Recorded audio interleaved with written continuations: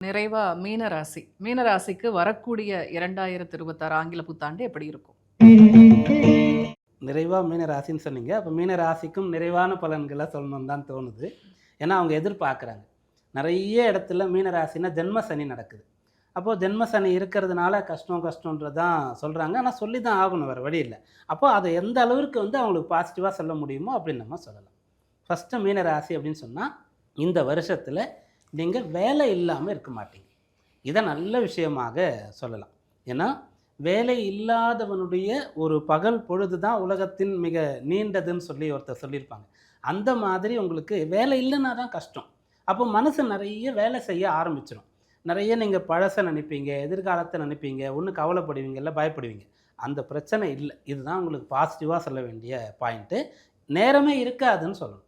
வேலை அதிகமா இருக்கும். ஆனா நீங்க என்ன நினைப்பீங்கன்னா, என்ன விட சம்பளம் அதிகமா வாங்குறவன்லாம் சும்மா சைன் பண்ணிட்டு பேருக்கு உட்காந்துட்டு போறான். நான் இவ்வளோ கஷ்டப்படுறேன்னு நினைப்பீங்க. அத மாற்றிக்கொள்ளுங்கள். உங்களுக்கு வேலை செய்யக்கூடிய பிராப்தம் இருக்கிறது. அப்ப வேலை செய்யும்போது உடல் நன்றாக இருக்கும், மனசு நன்றாக இருக்கும். ஒருத்தர் தவறு பண்றார் அப்படின்னு சொல்லி ஒரு நியூஸ் நம்ம கேட்குறோம். ஒரு தவறு நடந்துருச்சு இந்த இடத்துல அப்படின்னு சொல்லிட்டு. அப்புறம் அந்த இடத்துல வழக்காடு மன்றத்துக்கு போயிட்டு அவருக்கு தண்டனைலாம் குடுக்குறாங்க. கடைசியா போய் அவர நம்ம எதனால, எப்ப இத செஞ்சாருன்னா, அவர் சும்மா இருக்கும்போது தான் செஞ்சிருப்பார். வேலை செய்யும்போது யாரும் தவறுகள் செய்யறதே கிடையாது. ஏன்னா, ஒரு அலுவலகத்தில நம்ம இருப்போம், ஒரு கம்பெனியில இருப்போம். அல்ல தனியா இருந்தா கூட அந்த வேலைன்னு சொல்லக்கூடியத தெய்வமா பார்ப்போம் நம்ம செய்யும் தொழில. அப்ப நமக்கு எதிர்மறையான தீய எண்ணங்களே வராது. அதனால இந்த வருஷம் உங்களால எந்த தவறும் நடக்காது. யாரும் பாதிக்கப்பட மாட்டாங்க. உங்கள நினைச்சு யாரும் கஷ்டப்பட மாட்டாங்க. உங்கள சபிக்க மாட்டாங்க. அதனால இத நல்ல விஷயமாக நீங்க எடுத்துக்கலாம். நெறைய வேலை செய்ய போறீங்க. அந்த வேலை உங்களுக்கு ஒண்ணு பலன் குடுக்கும். அதாவது பணத்த குடுக்கும். இல்லன்னா புரிதல குடுக்கும், ஞானத்த குடுக்கும். அந்த எக்ஸ்பீரியன்ஸ கொண்டு குடுக்கும். எதையாவது கற்றுக் குடுக்கும். வேலை, வேலை, வேலை. அந்த வேலை, வேலை, வேலைன்னு ஒரு பாட்டு வரும்ல. அந்த மாரி தான் இந்த வருஷம் உங்களுக்கு இருக்க போகிறது.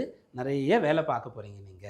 அந்த வேலைய நீங்க இன்ட்ரெஸ்ட்டா பிடிச்சு விரும்பி செஞ்சீங்கன்னா, கட்டாயம் உங்களுக்கு பலன் தரும். சமீபத்தில ஒரு ஒரு வாடிக்கையாளர், ஒரு கிளையண்ட் வந்தாங்க. ஜாதகம் பார்த்துட்டே இருக்கிறோம். ஏதோ ஒரு விஷயம் அவங்கள உறுதிப்படுத்திக்கிறதுக்காக சில சமயத்தில பிரश्னமா ஏதோ ஒரு கேள்விய கேட்போம். சட்டுன்னு அவங்க போட்டிருக்கிற ட்ரெஸ் என்ன? டக்குனு என்ன பூ உங்களுக்கு பிடிக்கும்? பிடிச்ச சாமி சொல்லுங்க. பிடிச்ச ஒரு பேர் ஏதாவது கேட்போம். அதுபோல உணவு சம்பந்தமா ஒரு விஷயத்த அவங்க கிட்ட கேட்க வேண்டியிருந்தது. அவங்க யோசிச்சுட்டு, ஆமா நான் மத்தியானம் சாப்பிடவே இல்ல. எனக்கு ஞாபகமே இல்லன்னு சொன்னாங்க. அவங்க ஒரு டாக்டர் அவங்க. அதாவது அவங்க ஒரு டாக்டரு. டாக்டர்ன்னு சொல்லும்போதே கரெக்ட்டா டைமுக்கு சாப்பிடணும். சாப்பிடலன்னா அப்போ அல்சர் வரும், கேஸ்ட்ரிக் ப்ராப்ளம் வரும். அதெல்லாம் அவங்களுக்கு தெரியும்ல. எல்லாருக்கும் சொல்லுவாங்கல்ல. அவங்க சாப்பிடுறதே மறந்துட்டாங்க. அப்போ அந்த அளவுக்கு வேலை பார்த்துருக்காங்க. அப்போ எனக்கு என்ன தோணுச்சுன்னா, இவங்க படிக்கும்போதும் அந்த அளவுக்கு படிச்சிருப்பாங்க. அதனால தான் டாக்டரா வர முடிஞ்சது. ஏன்னா அந்த பசி, தூக்கம், அந்த ஞாபகம் இல்லாம. அப்படி நீங்க இந்த வருஷத்துல இருக்கணும். இருந்தீங்கன்னா, இந்த வருஷத்துல ஜென்ம சனியினால உங்களுக்கு எந்த கெடுதலும் நேராது. ஒண்ணு ஜென்ம சனின்னு சொல்லுவோம். 2வது உங்களுடைய ராசி அதிபதின்னு சொல்லக்கூடியவர் குரு. அவர் இந்த வருஷத்துல முதல் 6 மாசங்கள் 4ஆம் இடத்துல அர்த்தாஷ்டம குருவாக இருக்கார். அப்போ ராசியில அதாவது ஒரு எதிரி நம்ம மேல உட்கார்ந்து ஆதிக்கம் பண்ணிட்டு இருக்கான் அப்படின்னா, நம்ம கூட இருக்கக்கூடியவங்க நம்மள புரொடெக்ட் பண்ணணும் இல்லையா?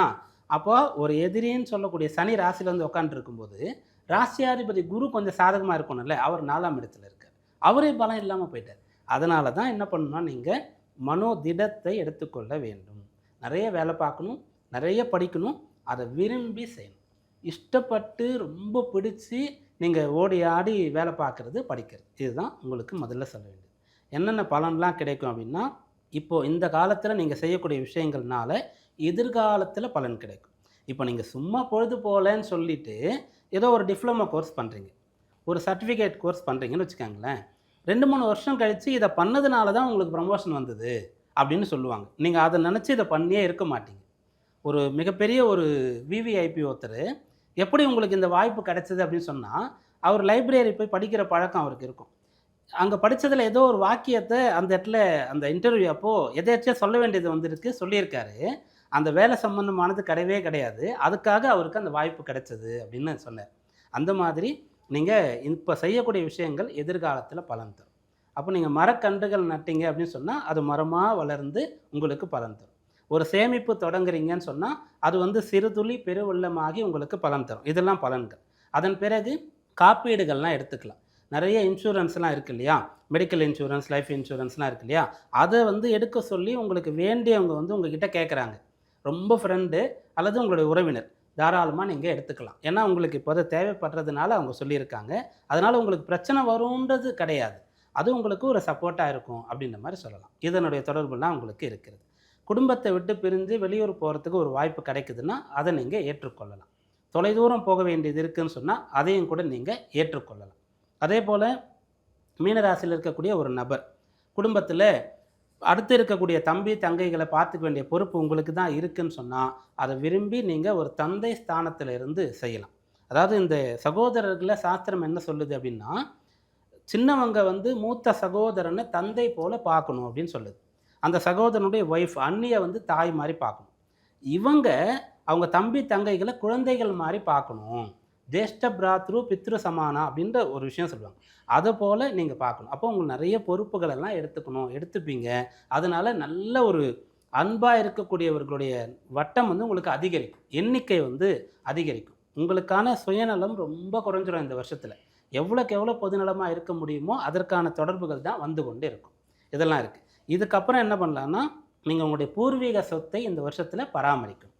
பூர்வீக சொத்து ஒரு வீடு இருக்குது, நம்ம போகிறதில்ல, நம்ம வந்து இங்கேயே வந்துட்டோம், ஒரு நகர்ப்புறத்துக்கு வந்துட்டோம், இங்கேருந்து பையன் வெளிநாட்டில் இருக்கான், அங்கே போக போகிறோம், நம்ம அதை ஏன் பண்ணணும் அப்படின்னு நினைக்காம அந்த பூர்வீக சொத்தை வந்து புதுப்பிக்கிறீங்க, புனரமைக்கிறீங்கன்னு சொன்னால் பித்திருக்களுக்கு ரொம்ப சந்தோஷமான ஒரு விஷயம் அதுன்னு சொல்லுவாங்க. ஒன்று, பூர்வீக சொத்தை முற்றிலுமாக விற்றுவிடக்கூடாதுன்னு ஒரு விதி இருக்கிறது. எவர் ஒருவர் தன்னுடைய பூர்வீகத்தின் மொத்த சொத்துக்களையும் அடிச்சுவடே இல்லாமல் விற்றுவிட்டாரோ அவர் வந்து எதிர்காலத்தில் கஷ்டப்படுவார்னு சொல்லுவாங்க. அதனால் பூர்வீக சொத்தை விற்கக்கூடாது, அதை புதுப்பிக்கணும், புனரமைக்கணும். இதெல்லாம் உங்களுக்கு சாத்தியம்.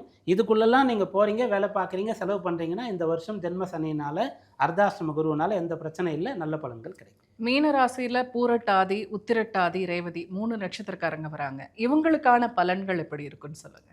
ஃபஸ்ட்டு வந்து பூரட்டாதி. பூரட்டாதி நட்சத்திரம் மீனராசியில் இருக்கக்கூடிய ஒருத்தர், இப்போது உங்களுக்கு ஒரு பொண்ணு இருக்காங்கன்னு சொன்னால் நீங்கள் ப்ரொஃபைல்லாம் நிறைய வருது, அதில் பூரட்டாதி மீனம்னு ஒன்று வந்ததுன்னா டக்குன்னு எடுத்து வைக்கலாம், முதல்ல எடுத்து வைக்கலாம். அப்புறம் நீங்கள் மற்ற விஷயங்கள்லாம் செக் பண்ணலாம். ஏன்னா அவ்வளோ நல்லவங்களாக இருப்பாங்க. நல்லவங்கன்னா இந்த ராசியில் பிறந்தவங்க நல்லவங்க, இவங்க கெட்டவங்க அப்படின்ற மாதிரி பேதம்லாம் கிடையாது. இதில் இந்த குருவுடைய தொடர்பு அதிகமாக இருக்கும். அதனால் குருவுடைய தன்மை இருக்கும். ஒருத்தர் தப்பு செஞ்சால் கூட மன்னிக்க முடியும் அவங்களால. அது வந்து எல்லாருக்கும் வராது இல்லையா? நான் தப்பு செய்ய மாட்டேன், ஓகே, நான் யார் ரொம்பக்கும் போக மாட்டேன், ஆனால் வந்த சண்டையை விட மாட்டேன்னு இருப்பேன். இவங்க வந்த சண்டையை விட விட்டுருவாங்க. அதனால் இந்த பூரட்டாதி மீனத்தில் இருக்கக்கூடியவங்க இலகிய மனம் கொண்டவர்களாக இருப்பாங்க. அதை மற்றவர்கள் யூஸ் பண்ணாமல் பார்த்துக்கணும். இதுதான் இவங்களுக்கு சொல்ல வேண்டிய பலன். அதாவது ஏமாற்றத்தை சந்திக்கக்கூடிய ஒரு நிலை இருக்கும் அப்படின்ற மாதிரி சொல்லலாம். உங்களுடைய சொத்துக்களையோ உங்களுடைய அந்த வேலை சம்மந்தமாக உங்களுக்கு இருக்கக்கூடிய பவர்ஸையோ மற்றவங்களுக்காக நீங்கள் யூஸ் பண்ணக்கூடாது. அதில் ஒரு சிக்கல் வருன்ற மாதிரி தோணுச்சுன்னு சொன்னால் இல்லை இவன் கஷ்டப்படுறான்ல அதுக்காக தானே செய்கிறான் அப்படின்னு நீங்கள் செஞ்சிடக்கூடாது. அது தர்மமா, விதியாக, வாய்ப்பு இருக்கிறதா அப்படின்றத பார்க்கணும். பார்த்து நீங்கள் எந்த ஒரு முடிவையும் எடுக்கிறதா இருந்தால் இந்த வருஷம் சாதகமாக இருக்கும். பிள்ளைகள் விஷயத்தில் அதே தான். புரட்டாதி மீனமாக நீங்கள் பிள்ளைகளுக்கு நிறைய செல்லம் கொடுப்பீங்க. எப்படி செல்லம்னா அன்பாக இருக்கலாம், கேட்குறதெல்லாம் வாங்கி கொடுக்கலாம், நல்ல லக்ஸூரியஸான லைஃப் ஸ்டைல் அவங்களுக்கு கொடுக்கலாம்.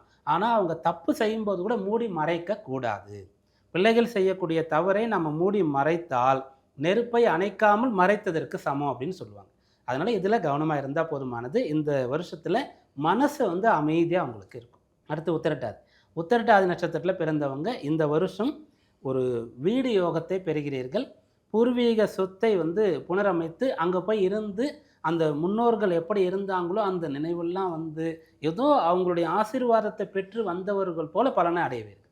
உங்களுக்கு வாகனம் சரியாகவே அமையலைன்னு சொன்னால் இந்த வருஷம் செகண்ட் ஹேண்ட் பைக் நீங்கள் வாங்கினாலும் கார் வாங்கினாலும் நல்லது அமையும். அடுத்து ரேவதி நட்சத்திரத்தில் பிறந்தவர்களுக்கு இந்த வருஷம் சொல்ல வேண்டிய ஒரே விஷயம் என்னென்னா, எதையுமே வந்து புத்தியால் அணுகணும். நம்ம வந்து எப்பவுமே 2 விதமாக செயல்படக்கூடியவர்களாக இருப்போம். ஒன்று மன ரீதியாக செயல்படுவோம், இன்னொன்று அறிவாற்றலோடு செயல்படுவோம். அப்போ மன ரீதியாக எங்கெல்லாம் செயல்படுவோமோ அங்கெல்லாம் பிரச்சனை வரத்துக்கான வாய்ப்பு இருக்கிறது. பொதுவாகவே இப்போ கொஞ்சம் ஜாஸ்தியாக இருக்கிறது. அதனால் எந்த ஒன்றையும் அறிவுபூர்வமாக நீங்கள் அணுக வேண்டியது இருக்கும். அறிவுபூர்வமாக அப்படின்னா படிக்கணும் அப்படின்னு நினைக்கிறீங்க, நிறைய பொருள் செலவு செய்து படிக்க போகிறீங்க. அப்போ நீங்கள் படித்து முடிக்கிறதுக்கு 5 வருஷம் ஆகும். அப்போது இந்த விஷயம் இருக்குமா இல்லை அவுடேட் ஆகிடுமா அப்படின்றத பார்க்கணும். அப்போ தான் நீங்கள் அதுக்கு செலவு பண்ணுறது யூஸ்ஃபுல்லாக இருக்கும். அதே போல் நீங்கள் வந்து ஒரு பணம் வச்சு ஒரு சொத்து வாங்க போகிறீங்கன்னா ஒரு மனை வீடு வாங்கலாம். அப்போது நீங்கள் உங்கள் வாழ்க்கையில் சேர்த்த மொத்த பணத்தையும் சேர்த்து ஒரு 50 லட்சம் கொடுத்து ஒரு கார் வாங்குறீங்கன்னா, வாங்கின நாள்ல இருந்து அது விலை குறைஞ்சிட்டே வரும். ஆசைப்பட்டு செய்கிறதெல்லாம் மனப்பூர்வமாக செய்கிறது, திட்டமிட்டு செய்கிறது அறிவுபூர்வமாக. அப்போது ரேவதி நட்சத்திரம் மீன ராசியில் இருக்கக்கூடியவர்கள் 2026ஆம் ஆண்டில் எதையெல்லாம் திட்டமிட்டு பிளான் பண்ணி அறிவுபூர்வமாக செயல்படுகிறீர்களோ செய்கிறீர்களோ அதில் 100% வெற்றி அடைவீர்கள். மீனராசி நேயர்களுக்கு என்னென்ன பரிகாரங்கள் செய்யணும் இந்த புத்தாண்டுக்கு? மீன ராசியில் இருக்கக்கூடியவர்கள் வந்து வழக்கமாக 2 பரிகாரங்கள் எல்லாருக்குமே சொல்கிறோம். ஒன்று என்னென்னா, இந்த சமுத்திர கரையில் வந்து போய் உட்காரலாம். அப்போ வந்து நிறைய ஃப்ரெண்ட்ஸோட இல்லை ஃபோன்லாம் பார்த்துக்கிட்டு அப்படி இல்லாமல் முடிஞ்ச அளவுக்கு தனியாக, அதாவது சேஃபான பிளேஸில் சேஃபான டைமில், அதுக்காக போயிட்டு நைட் 11 மணிக்கு மேலே போய் உட்காரும்போது அதுவே ஒரு ரிஸ்க் ஆகிடும். அதனால் சேஃபான டைமில் வந்து அந்த கடல் அலைகளை பார்த்து கொண்டு இருக்கலாம். அருவிகள் விழக்கூடிய இடத்துல போய் அதில் குளிச்சுட்டு வரலாம். வீட்டில் வந்து தனி வீடு இருக்குது, நல்ல இடம்லாம் இருக்குதுன்னு சொன்னால் அந்த செயற்கை நீரூற்று, அந்த ஃபவுண்டெயின்னு சொல்லுவாங்களே, அது போன்ற விஷயங்களை வாங்கி அதை வந்து பார்த்துக்கிட்டே இருக்கலாம், அந்த சப்தத்தை கேட்டுக்கிட்டே இருக்கலாம். இது ரொம்ப சிறந்த பரிகாரமாக இருக்கும். யாருக்காவது வந்து அந்த தண்ணி சம்பந்தமாக ஏதாவது இப்போ வந்து நல்ல கோடை காலத்தில் ஒரு பானையில் வாசலில் தண்ணி வச்சிங்கன்னா யாராவது குடிச்சிட்டு போவாங்க. ஒரு ஆஃபீஸில் கடை வச்சுருக்கீங்கன்னா அந்த வாசலில் வச்சா கூட குடிச்சிட்டு போவாங்க. இந்த விஷயங்கள் செய்கிறது பிரதானமான பரிகாரம்.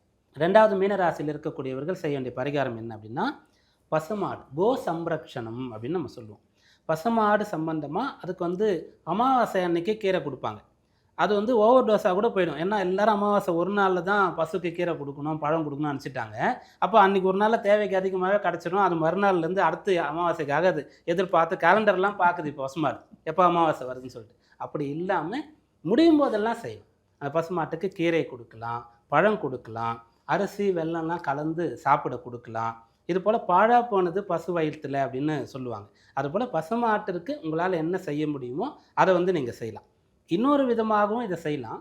பெருமாள் கோவிலுக்கு போனீங்கன்னா ரங்கநாதர் அப்படியே சயனத்தில் படுத்துட்டு இருப்பார். அவர்கிட்ட இந்த காமதேனும் இருக்கும். சிவாலயம் போனீங்கன்னா அங்கே வந்து நந்தி அப்படின்னு சொல்லி பிரதோஷத்தில் முதல்ல அபிஷேகம் செய்யக்கூடியது. இது காளை, அது வந்து பசு. இந்த காளையை நந்தியையும் அந்த காமதேனுவையும் முடியும் போதெல்லாம் போய் தரிசனம் பண்ணலாம். இதெல்லாம் செய்யறது இந்த ஆண்டில் அற்புதமான பரிகாரமாக உங்களுக்கு அமையும். 12 ராசியினருக்கும் வரக்கூடிய 2026 ஆங்கில புத்தாண்டில் என்னென்ன பலன்கள் கிடைக்க போகுது, எப்படி இருக்க போகுது, எப்படி கவனமாக இருக்கணும், என்னென்ன பரிகாரம் விரிவாக சொன்னீங்க. எங்கள் ஜெயா டிவி ஆன்மீகம் சார்பாக உங்களுக்கு மிக்க நன்றி. மிக்க நன்றிம்மா. ஜெயா டிவி ஆன்மீகம் நேயர்களுக்கு 2026ஆம் ஆண்டு அற்புதமாக அமைய பிரார்த்தனையோடு கூடிய வாழ்த்துகள். நன்றி, வணக்கம். மீண்டும் மற்றொரு நிகழ்ச்சியில் சந்திப்போம். நன்றி, வணக்கம்.